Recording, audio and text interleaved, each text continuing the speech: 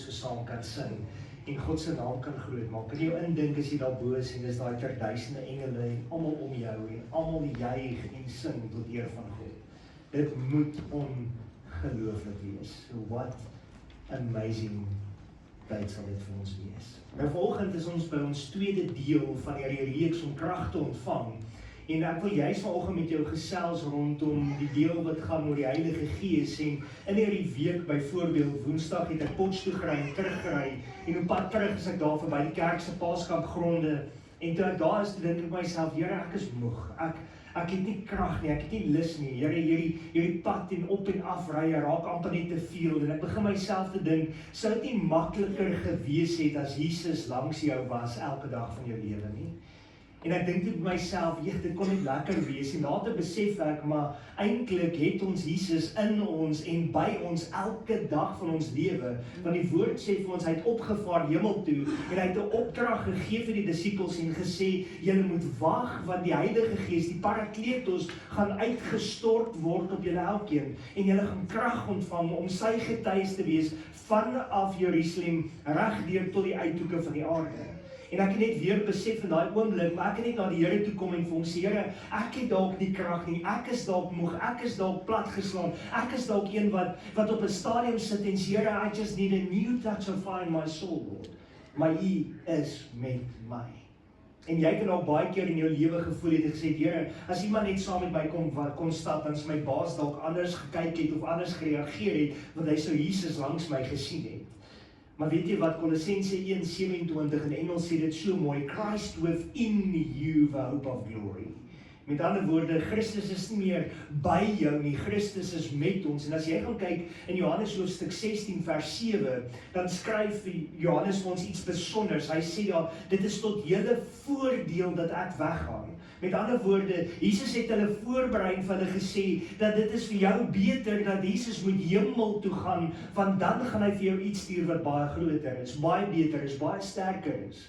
En as jy eintlik daarna gaan kyk, dan besef jy, toe Jesus op aarde was hy baie beperk in baie opsigte, in die sin van, hy kon nie alomteenwoordig gewees het nie, hy kon nie by almal gewees het nie, meerderheid kon hy net met jou tyd spandeer het, as hy fisies by jou was, en dis hoekom hy gesê, hy het nie gekom om 'n aardse koninkryk te bou nie, hy het gekom om 'n hemelse koninkryk te bou, en al hoe hy dit kon doen, is om vir jou en my te sterf van die kruis, op te vaar hemel toe, en die Heilige Gees vir ons af te stuur, want die Heilige Gees kan alomteenwoordig wees.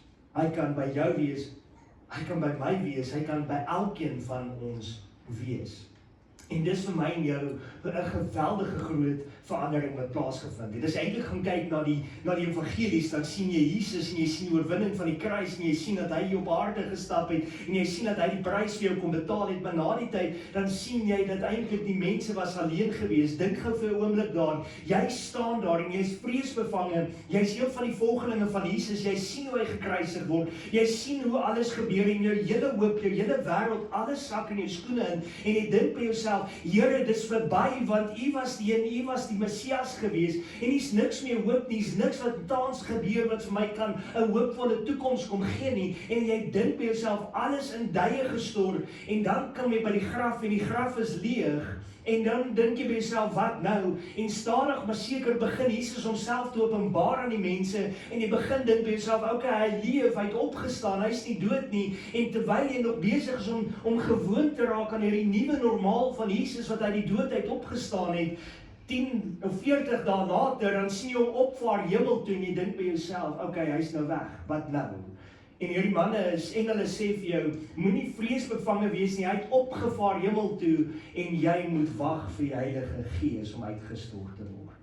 As jy nou hierdie gaan kyk, dan dink jy by jouself, hulle het nie idee wat is die Heilige Gees nie, hulle het nie idee nie, maar hulle weet, die Here het vir hulle kort in die Bybel gesê, gaan dan heen, maak disippels van al die nasies en doop hulle in die naam van die Vader, die Seun en die Heilige Gees, en dan gee hy vir hulle weer die volgende ding, en hy sê, wag tot julle krag ontvang het.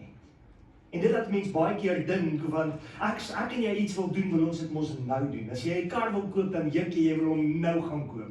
As jy daai ding wil regmaak by die huis, wil jy hom nou regmaak.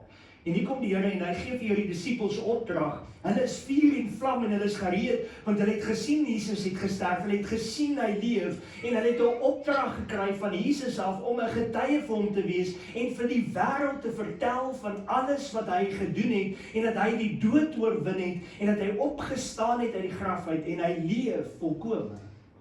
En nou sit jy en jy dink aan al hierdie dinge en jy besef jy nie, maar hoe moet jy nou stil bly? Hoe moet jy nou wag daarvoor? Want Jesus sê uitdruklik vir hulle, wag eers voordat dit kan gebeur.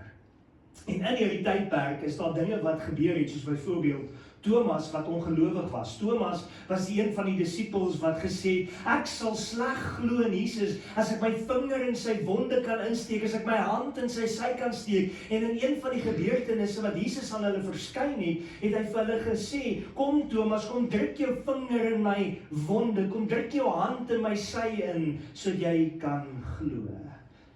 Petrus in Johannes 21 lees jy weer, dat hy was die een wat Jesus verloon het. Petrus was die een wat eers die swaard uitgetrek het, daai een ou se oor afgekap het, toe Jesus verraai is. Jy sal dink, dis die man wat gaan veg, jy sal dink, dis die man wat autoriteit het, dis die man wat gaan sê, come on guys, let's do it, ons het krag en ons gaan vir Jesus 'n getuie wees. Maar as jy na dit gaan kyk, dan sien jy eintlik wat hier gebeur. Petrus was die een toe 'n meisie na hom toe kom en vir hom sê, jy was een van sy volgelinge, wat doen hy? Hy verloon Jesus 3 maal. Skrikwekkend, hy het nie die krag nie, hy skaam, hy's bang. En dis presies waar baie mense vandag nog leef, want hulle besef nie meer dat hulle die krag en die autoriteit van God by hulle het nie.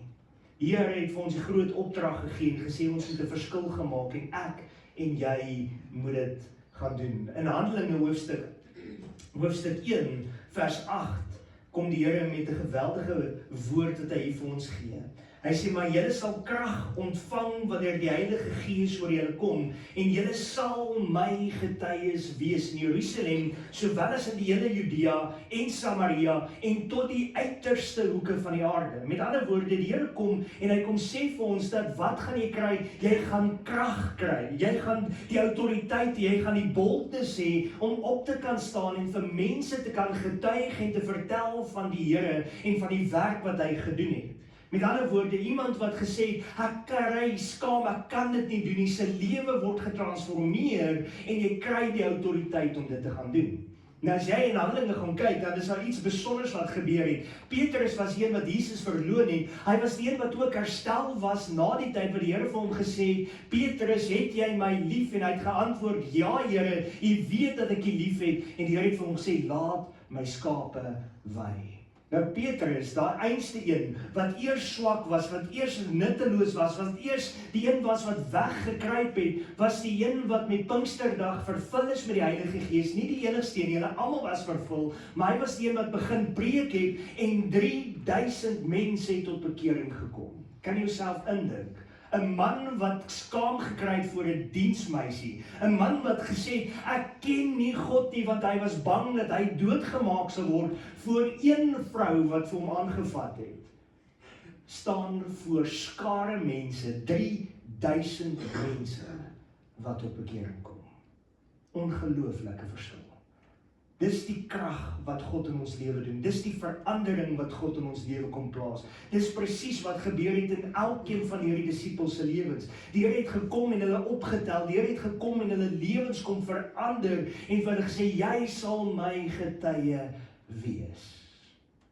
Ek onthou die heel eerste keer wat ek 'n preek moes gedoen het, toe dink ek myself, Here, dis onmoontlik om voor 'n kerk te staan. En Here, dis moeilik om daar te staan want daar is nog 'n klomp mense gewees. Leon Uber het nog ook daar in die diens gesit en hy was een van my dosente gewees en Dominee Hendrik Volster is daar en 'n hele paar van die ouens sit daar en Antoinette Nel en 'n klomp mense wat vir my klas gee. En ek onthou, ek kan nie eens onthou nie, maar een of ander kind het op Leon se skoot gesit. En die kind het 'n papier gevat en gefrommel en so gegooi en verby 'n tannie se kop, sy hare was so mooi gepimp gewees en die papiertjie vlieg net nie verby haar kop. En jy moet probeer fokus met die goed wat hier voor jou gebeur. En jy wil eintlik skree van die lag en jy wil ook eintlik bewe van die vreesagtigheid. En ek onthou daai oggend raak ek so opgewonde oor die boodskap wat ek moet preek, dat ek daai hele boodskap geoefen by die huis 35 minute lank afgerammel het in daai kerk binne 8 minute. 8 minute het ek klaar gepreek, en ek stap af van die kansel af, en Dominee Hendrik Volster stap op, en hy sê, okay, goed, kom ons gaan deur Daniel se boodskap, wat hy vanoggend vir ons gesê het. En hy begin so 'n bietjie uit te vat, en begin so discuss, en met die mense praat oor wat gebeur het. Maar weet jy wat gebeur die oomblik, as jy na die Here toe kom, en jy sê vir hom, Here, ek kan dit nie doen nie. Dan kom die Here en hy kom gee vir jou krag, hy kom gee vir jou die vermoë, hy kom gee vir jou die vermoë om te kom praat voor mense wat jy nooit kon doen het nie. Toe die Here die dag my lewe kom roep het ek vir hom gesê, Here, ek kan nie voor mense praat nie, want ek is klein, fyn en teruggetrokke. Ek was 'n introvert. Daar's nie 'n manier wat ek voor mense gestaan het nie. Daar's nie 'n manier wat ek voor 'n skoolklas wou staan en 'n speech eers gedoen het nie. Hoe moet ek voor mense staan en preek? Dit was nommer 1 my verskoning. Nommer 2 was, Here, ek brei. Wie gaan na 'n breiende predikant wil luister? Here, daar's nie 'n manier nie. Mense gaan sê, hierdie man moet gaan vir spraakterapie. Here, dis onmoontlik. Ek sal dit nooit kan doen nie. Here, nee. Ek kan nie. Dan kom daar skrifgedeeltes op in jou kop en dan sien jy dat Moses het gesukkel om te praat voor mense en die Here het gesê, vat jou broer Aaron saam met jou en hy sal saam met jou praat. En dan sê ek, ag Here, nee. Ek gaan nou nie my boetie saamvat nie, maar Here, daai werk nie vir my nie.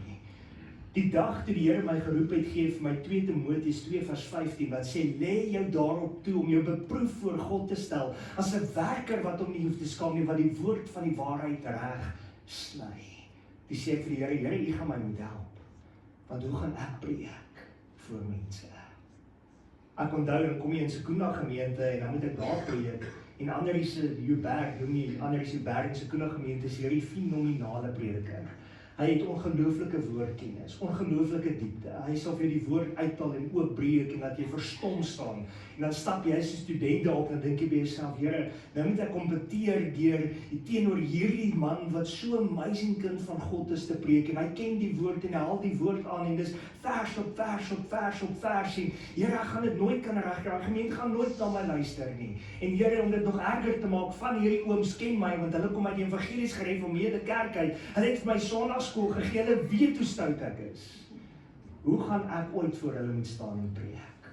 En God kom en hy sê vir jou, ek stel jou tot alles in staat deur Christus wat jou die krag gee. Daar's niks waarvoor jy hoef te skaam nie. Daar's niks waarvoor jy hoef bang te wees nie. Ek onthou net uit die skool uit, dan begin ek by die Bybelskool te studeer. En ons is besig om grappe te maak in die kombi oor wie die diens doen en ons sê vir ons, nie een van ons weet nie, want die prinsipaal het nog nie vir ons gesê wie die diens doen nie. En ons stap by die skool in en dis 3 minute voordat die hele diens moet begin by hierdie skool en is 1000 kinders wat voor ons sit en die prinsipaal draai na my toe en hy sê vir my, Daniel, jy ken ons RFI en ek sê, nee, wat's dit? Hy sê, ready for anything, jy preek. En ek dog myself iets moeilikheid. En al wat ek kan doen in daai oomblik is ek kan roep tot die Here en sê, Here, ek het hulp nodig, ek het krag nodig, ek het wysheid nodig, want Here, ek kan self nie staan nie, ek is 19 jaar oud, hoe moet ek voor hierdie hele skool praat? En God kom en hy kom tel jou op en hy kom sê vir jou, jy kan, jy kan, jy kan. Die Here het vir ons krag gegee om sy getuies te wees. Nie net by jou huis nie, maar by jou werk, by jou skool, by jou plekke waar jy gaan, daar waar jy leef, tot die uithoeke toe van die aarde, het die Here gesê, sal ek vir jou krag gee, sodat jy wat vir hom kan getuig, 'n lig kan wees. Ek en jy dink baie keer, Here, maar wie gaan na my wil kyk, wie gaan na my wil luister, wie gaan my ooit raak sien, en guess what, die Here sê, moenie jouself minag nie. Moenie dink jy is nie waardig nie, moenie dink dat niemand jou raak sien nie, want God sien jou raak, en die Here sê ook baie duidelik in sy woord, vir jou en my, dat as ek en jy nie vir hom gaan getuig nie, dan sal hy die klippe opweg om vir hom te getuig. Is jy bereid om net 'n getuienis te wees? vir God? Ek en jy moet leef vir die Here. Ons moet getuig teenoor hom. Dit is 'n belangrike punt vir vandag.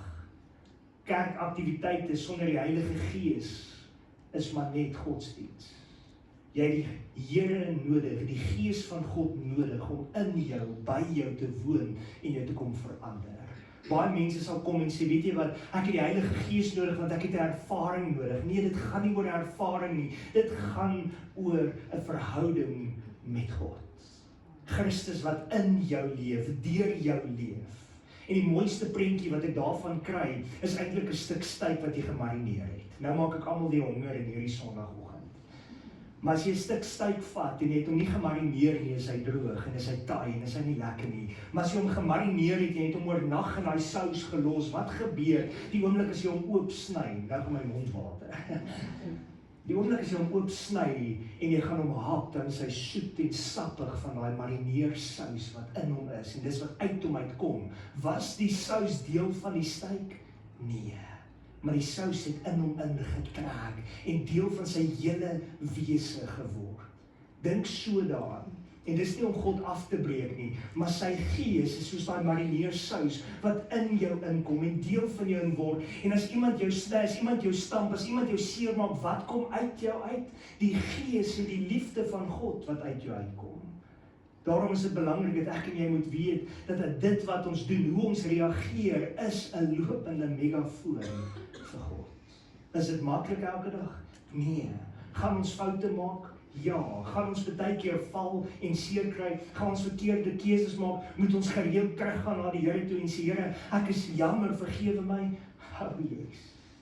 Daagliks. Op Pinksterdag het hierdie manne almal eendragtig bymekaar gewees in Handelinge hoofstuk 2. Kyk gou hier. Die dag van Pinksterfees het aangebreek, was hulle almal eendragtig bymekaar. Onthou wat het Jesus vir hulle gesê? Hy het vir hulle gesê, julle moet wag tot die Heilige Gees op julle uitgestort is. So hulle het na hemelvaart het hulle gaan sit en hulle het in hierdie bokkamer gaan wegkruip. Hulle was nog bang, hulle was nog onseker, hulle het nie geweet wat om te doen nie, maar hulle het geweet die Here het vir hulle gesê dat hulle moet wag vir sy Gees om oor hulle te kom. En daar kom skielik uit die hemel 'n geluid soos van 'n geweldige rukwind en die hele huis is gevul waar hulle gesit het. Nou kan jy jouself indink, jy's in 'n huis toegesluit, jy's in 'n bokkamer, jy's veilig, daar's niks of niemand om jou nie, dis net die mense wat saam met jou ingekom het, wat saam met jou daar sit, en ewe skielik is daar 'n geweldige rukwind wat daai hele kamer vul, en jy kan dadelik agterkom, something is happening. En daar kom skielik uit die hemel 'n geluid soos van 'n geweldige rukwind, en dit het die hele huis gevul waar hulle gesit het. Toe is deur hulle tonge gesien soos van vuur, wat hulle self verdeel en op elkeen van hulle gaan sit het. Kan jy indink? Het jy al gesit by 'n kampvuur? Het jy al gesien hoe uniek elke vlammetjie is, en hoe hy in elke rigting kan dans, en hoe daai vlammetjies net die hele tyd rond beweeg, en dit laat jou net heeltemal ontspan, en jy vergeet van alles om jou. Maar hier sien jy ewe skielik binne die huis, tonge van vuur wat afsak op elkeen, en elke persoon was aangeraak deur hierdie vuur. En daar het in Jerusalem Jode gewoon, godsdienstige manne uit elke nasie wat onder die hemel is. En as jy gaan kyk na hierdie gedeelte, dan praat hy en hy beskryf van hoe hierdie mense van alle kante af bymekaar gekom het. Dit was Jode wat Grieks gepraat het, Hebreëus gepraat het. Dit was verskillende tale, verskillende mense. Hulle was almal bymekaar gewees en hierdie disippels het opgestaan uit die binnekamer uit en hulle het eendragtig begin om die evangelie van Jesus Christus te verduidelik, te vertel van die kruisiging, vertel van die opstanding uit die dode, vertel van die hemelvaart, en hulle het begin om te preek. En hierdie mense wat hulle geluister het begin en hierdie opmerking gemaak en gesê, hoe kan dit wees dat hierdie eenvoudige Galasiërs of Galileese manne, hoe is dit moontlik dat hulle in ons tale kan preek en kan profeteer? En hierdie mense het dit almal begin bewonder en ander het begin sê, hierdie mense is seker dronk, en Petrus, die een wat deur 'n diensmeisie skuldig gevind was, en gesê het, jy's een van sy mense, en hy het ontken het wat weggehardloop het vir een persoon, staan op voor al daai mense en sê vir hulle die volgende woorde. Hy sê vir hulle, ons is nie dronk nie, dis maar die 3de uur van die dag, maar ons is gevul met die Gees van God. En hy begin vir hulle die evangelie te preek. En 3000 mense kom tot bekering. Dis die krag van God. Dis God wat werk in ons lewe. van iemand wat vreesbevange was, na iemand wat volkome selfvertroud is. Van iemand wat gesê het, ek ken hom nie, na iemand wat gesê het, ek ken hom en ek leef vir hom en ek sal my alles gee vir hom. 'n lewe verander vir hom. Dit gebeur nie vandag net met 'n Petrus nie. Dit gebeur nie vandag net met 'n Paulus nie. Dit gebeur nie net vandag dat ek en jy ervaring kan hê nie. Daar's baie kerk en denominasies daar buite wat vir jou gaan sê, jy moet hierdie ervaring kry. En weet jy wat? Dit is nie ervaring wat jy moet hê, dit is 'n verhouding met God wat jy moet hê. Dit gaan nie oor die gawes nie. Die gawes het die Here gegee uitsluitlik vir die doel vir die uitbreiding van die koninkryk van God. Die tale wat van gepraat word in die Bybel is nie 'n geheime taal nie. Dit was 'n bekende taal. Dit was 'n dialek wat daar was sodat mense die evangelie van Jesus Christus kon hoor. Jy kan nie hierdie tale sommer net aanleer nie. Dit was die Here wat vir jou die gawe gegee het en gesê profeteer, preek, getuig en mense het by die tempel of by God aangesluit. Die verskil tussen die Ou Testament en wat hier gebeur in die Nuwe Testament is voor die tyd moes jy na 'n tempel toe gaan, voor die tyd moes jy na 'n priester toe gaan, voor die tyd moes jy deur offerhandes en alles gegaan het om in die teenwoordigheid van God te wees. Na Pinksterdag leef jy elke dag konstant in die teenwoordigheid van God. So hier's nou die groot vraag. As jy vandag in 'n plek instap, wat draai jy saam met jou in die plek in? Die Gees van God. Waar jy gaan, vat jou. Baie mense sê, waar was Jesus? Hy was tussen die sondaars, hy was tussen die prostituie, hy was tussen die wynsuipers, hy was tussen al hierdie mense wat ek en jy sou weggegooi het en gesê, hulle is afskuwelik, hulle moenie naby my kom nie. Maar wat het Jesus gedoen? Hy het uitgegaan na hulle toe om hulle lewe te red, want hy het gesê, die Seun van die mens het nie gekom om die wêreld te red nie, maar om te getuig van sonde en van geregtigheid en van oordeel. En die Heilige Gees doen daai werk verder. En elkeen wat glo, sal gered word. En hoe doen die Here vandag sy oortuiging in die wêreld? Deur die teenwoordigheid wat ek en jy in 'n vertrek kan bring. Om saam met mense te kan stap, om saam met mense te kan leef. Wat het verander? Nie die persoon nie. Hy het die Gees van God gekry. Hy het boldness gekry. Hy het krag gekry. Hy het 'n honger gekry om te sê, ek kan nie stil bly nie. Hoeveel keer na hierdie gebeurtenis was die disippels gedreig, toegesluit, gesê hulle moet stil bly. Hulle was gestenig, hulle was in tronke gegooi, hulle was vasgemaak, hulle was geslaan, hulle was gespot, hulle was gedreig en gesê ons gaan julle doodmaak. En elke keer het hulle opgestaan en gesê, ons het dit met ons eie oë gesien en ek kan nie en ek sal nie en ek gaan nie stil bly nie. Jy kan getuig van Jesus. Toe ek op skool was ek een van die kinders wat deel van die groepsdruk was. Ek was een van die wat gemaak het dat kinders begin vloek en lelik praat en die verkeerde dinge gaan doen. Dit was vir my lekker om 'n kind af te breek. Dit was lekker om die boelie te wees van die skool. Tot standaard 8 wat die Here my lewe kom verander het. Toe ek my lewe vir die Here daai dag kon gee, het my lewe totaal verander by die skool. My taalgebruik het verander. Waar ek elke kortwoord 'n vloekwoord so gesê het ek net opgehou om 'n vloekwoord te sê. En my vriende het dit agtergekom en as hulle gevloek het hulle na my gekyk en gesê, "Ekskuus dan." Nie omdat ek iets gesê het nie omdat ek gereageer het nie, maar net uit die blote feit uit dat die Here het my lewe verander. Is dit volmaak? Nee. Werk die Here nog steeds in my? O ja. Sukkel ek nog steeds baie keer met dinge? Verseker. Maar hier's die groot ding. Die Gees van God gee jou krag teen sonde. Die Gees van God gee jou krag om te vergewe. Ek en jy kan baie keer op 'n plek kom dan sê ons, weet jy wat, ek sal daai persoon nooit vergewe nie. Ek sal nooit kan vrykom van dit wat hy aan my gedoen het nie. Die Gees laat jou toe om te vergewe. Die Gees van God gee die krag om getrou te bly. Die Gees gee die krag om die lig te wees. Die Gees gee die krag om lief te hê wanneer dit moeilik is om lief te hê. Elkeen van ons was al op 'n tyd wat hy gesê het, Here, ek sukkel vandag om lief te hê. Here, hierdie tienerseun van my gaan ek vir U terugstuur, of jy kan hom kom haal. Maar Here, gee vir my die krag. Gee vir my die krag om hoop te dra in donker tye.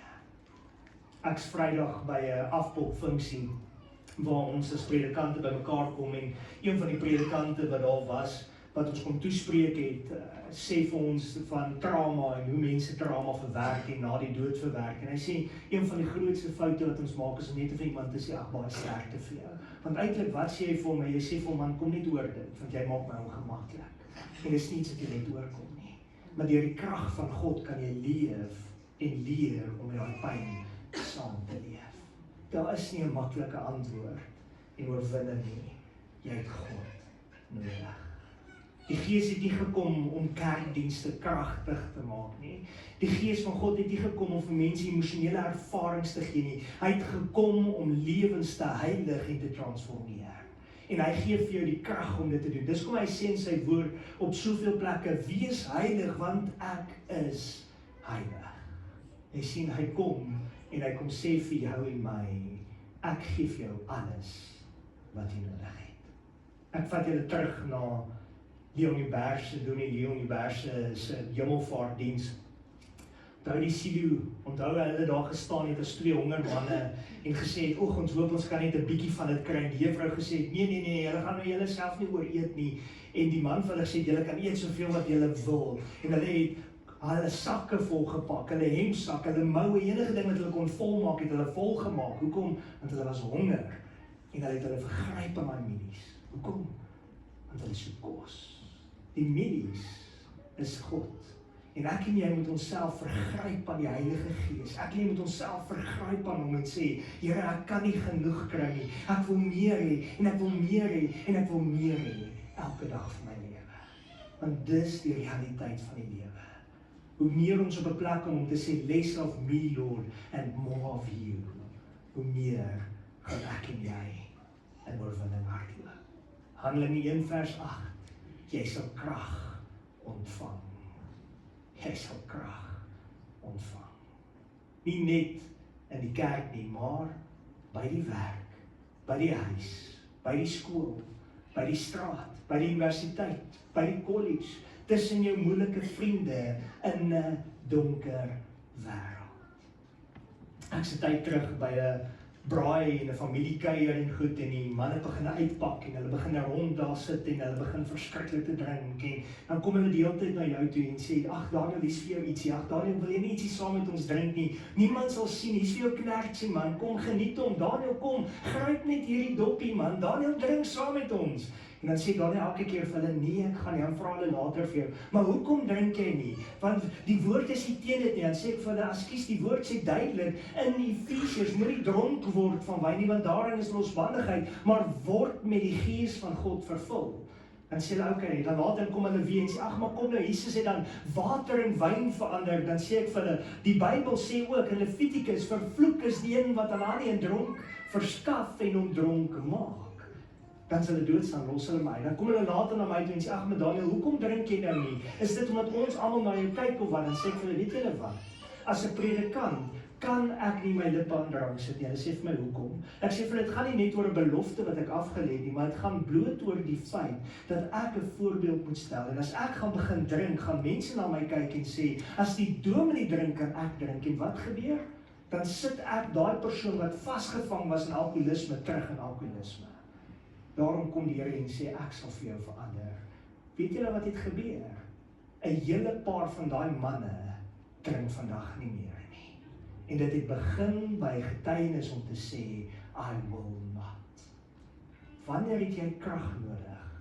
Elke dag van jou lewe. Om te getuig op elke manier van jou lewe. Die wêreld het nie vandag nog slim argumente nodig nie. Ons kan baie keer met mense redeneer, ons kan baie keer met mense gaan stry, baie keer sal mense debat wil hou rondom 'n ding soos byvoorbeeld drink of nie drink nie. Maar weet jy wat? Die Here het mense nodig wat anders leef. That's it. Anders leef. Mense nodig wat hoop dra, mense nodig wat vrede wys, mense nodig wat liefde uitleef, mense nodig wat die lig van Jesus Christus is. En dis wat hy vir ons Pinksterdag kom gee. Nie net gesê, ek gaan vir jou krag gee, maar hy het vir jou gesê, ek gaan jou verander, dat jy anders kan leef. Hoe bly ons verander?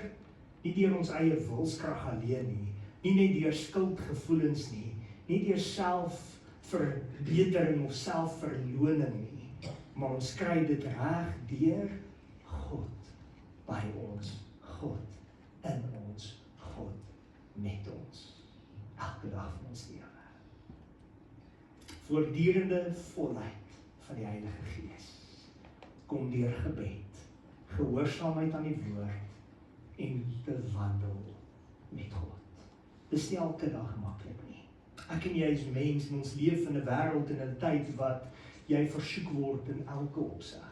Ons leef in 'n tyd wat dinge so moeilik raak en dit so algemeen raak en TV en media en al hierdie goed vir jou sê, dis oukei om hierdie goede te doen en dan vergeet ons van die woord van God wat vir my nou sê, ons kan nie hierdie goed doen nie. En ek moet baie keer teruggaan en sê, Here, ek het gevou, ek het geval, ek was 'n failure, ek het misluk, en dan kom die Here en sê, my genade is vir jou genoeg, en ek kom tel jou op en sê, is oukei, ek vergewe jou, ek spreek jou vry. Maar die groot ding is net, ek en jy moet dit voor God kom neerlê en sê, ek is klaar. Efesiërs 5:18 sê vir ons, word vervul met die Heilige Gees. In Grieks is dit eintlik om jou die hele tyd vol te maak. Net soos dat jy na 'n petrolstasie toe moet ry en diesel moet ingooi in jou kar of petrol moet ingooi want jy moet hom volhou, net so moet ek en jy elke dag tyd met die woord van God spandeer. Hoekom? Want anders raak ons leeg. En as ons leeg is, het ons nie volheid van God in ons nie. Dan gaan ek en jy honger word en ons gaan smag na iets en die duiwel gaan kom en vir jou sê, jy's honger, hier's vir jou iets om te eet en jy eet aan die verkeerde ding. En voor jou oë uitvee is dit verby. Jy het geval. Jy moet staan met God. Die disippels het nie 'n ervaring en 'n boventrek ontvang nie.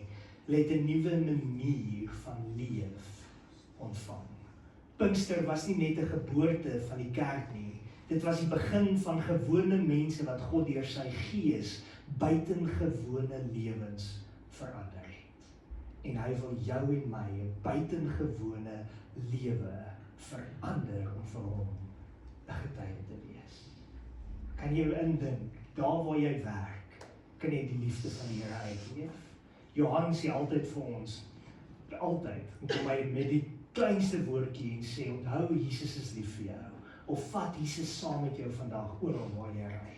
Klein goedjies soos dit, sê besig om die lig te skyn in ander se lewe. So vandag wil ek vir jou met die volgende woorde afsluit.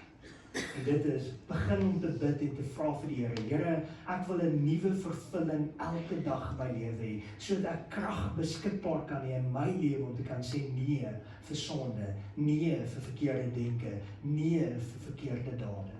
Ek wil krag ontvang in my lewe, sodat ek heilig kan leef, want U sê vir my in die woord, wees heilig, want ek is heilig. Ek wil vrymoedigheid hê om te getuig teenoor ander mense. Ek en jy is so maklik om soos Petrus te wees, voordat hy die gees van God ontvang het, dat ek en jy wil wegkruip en sê, weet jy wat, nee, ek gaan nie praat nie, ek gaan nie vir mense vertel van Jesus nie. Maar Jesus het gekom en gesê, hy sal jou krag gee, hy sal vir jou wysheid gee, hy sal vir jou die insig gee. Weet jy hoeveel keer het ek al na 'n hospitaalbed toe gery, wat iemand op sterwe lê, en dan dink jy by jouself, Here, ek weet nie wat om te sê nie. Dan kom jy daar in, en jy kan met die persoon nog praat, en jy kan dadelik die persoon help, en dan stap jy daar uit en sê, Here, waar kom dit vandaan? Dis die gees van God. Jy kan begin bid om te sê, Here, ek het nodig om te volhard, tot die einde toe. En hy gaan jou help. Jy het nodig om te bid en te sê, Here, ek wil hoop vir 'n donker wêreld wees. Ek wil nie deel van die donker wêreld wees nie. Ek wil nie deel van die wees wat skade maak nie. Ek wil deel van die wees wat die wêreld optel en lig bring en seën bring en lewe bring. Dis 'n verandering wat moet plaasvind in jou en my lewe. Dis nie aldag 'n maklike plek nie, Dis nie aldag 'n lekker ding om te gaan doen nie. Dis nie aldag lekker om te weet dat almal na jou kyk en sien wanneer gaan jy fouteer nie. En kies wat ons fouteer. Maar die oomblik as ons kom en sê, ek is jammer, vergewe my. Tel die Here jou op en hy maak jou sterk en jy kan oorwinning behaal. Hou vas aan die Here. Ek gaan vir ons oorbeweeg na Lukas 22 toe. En ons tieners is vandag hier in die kerk en hulle deel saam met ons in hierdie nagmaal en ek glo ons het meer as genoeg nagmaal vir almal te kan gee. En vandag wil ek sê vir elkeen, gebruik van hierdie nagmaal. En ons herdenk Jesus Christus se liggaam. Ons herdenk die prys wat hy kom betaal het. Hy het vir ons kom sterf aan die kruis om vir ons oorwinning te kom gee. Hy het vir ons kom sterf aan die kruis sodat ons kan skoon gewas wees. Hy kom sterf aan die kruis sodat hy kan opvaar hemel toe, dat hy 'n intercessor vir jou en my kan wees, sodat hy ook die vertrooster, die Parakletos, die Heilige Gees kan afstuur aarde toe om elke dag by jou en my te wees, oral waar ons gaan. So vandag as jy hierdie nagmaal gebruik, kan jy vir die Here kom sê, Here, dankie dat u genade vir my daar is. Dankie dat u my kom skoon was het.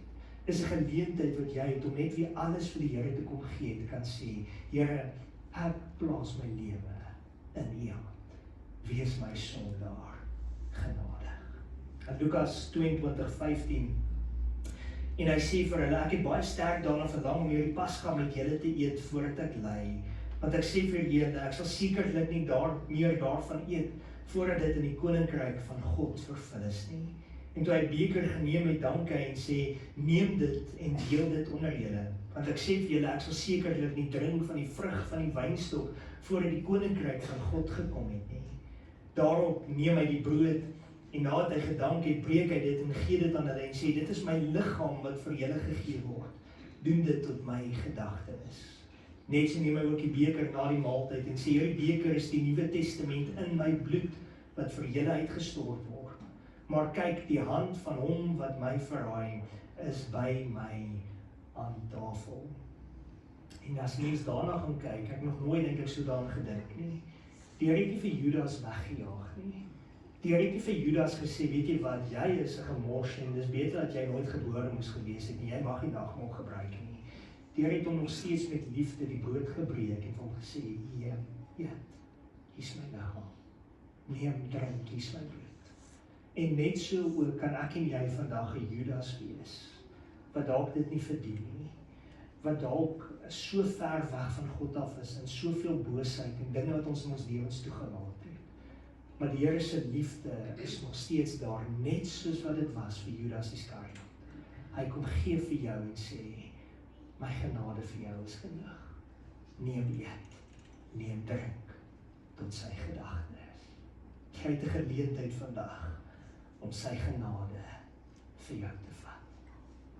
Ek gaan vir ons bid en dan gaan ek vra die wat vir ons die nagmaal gaan uitdeel. Julle kan sommer vir my vorentoe kom, dan gaan ek vir ons bid. Dan gaan ons sommer dit uitdeel.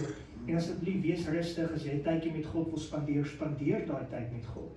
En dan gaan ons dan nou saam met hierdie nagmaal gebruik. So die wat vir ons help uitdeel, julle kan asseblief vir my net gou na vore kom.